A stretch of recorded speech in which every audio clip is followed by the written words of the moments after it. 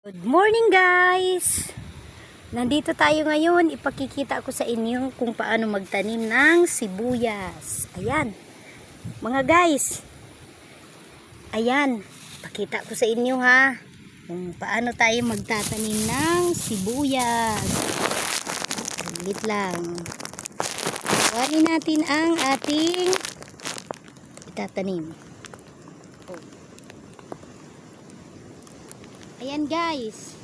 Ayan Ayan. Bago natin tamnan, ayan. Tingnan nyo. Ang ginawa ko. Binungkal natin muna yung lupa bago natin siya itanim. Ayan.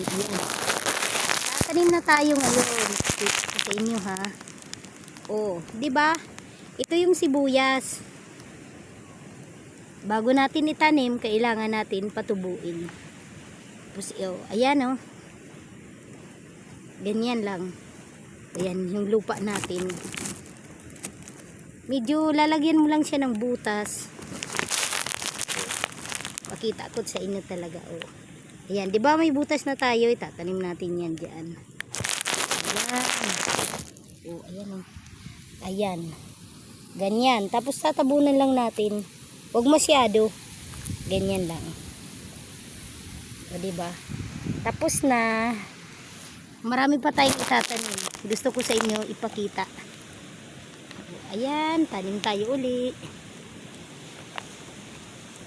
Ganyan lang kadali. Diba? Tatanim pa tayo. Hindi masyadong malalayo yung agos na kasi. Mas maganda yung hindi masyadong malalayo kasi ano naman siya, hindi naman siya gumagapang, tumutubo lang siya. Ayan, sinubukan natin for the first time, nagtanim tayo ng ganito, sibuyas. Ngayon lang tayo magtatanim, matagal na natin tong pangarap na magtanim, kaya sinubukan natin ngayon magtanim.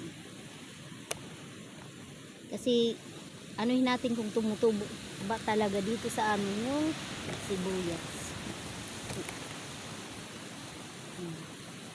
Ayan. Ayan mga tumutubo na talaga siya bago mo siya itanim.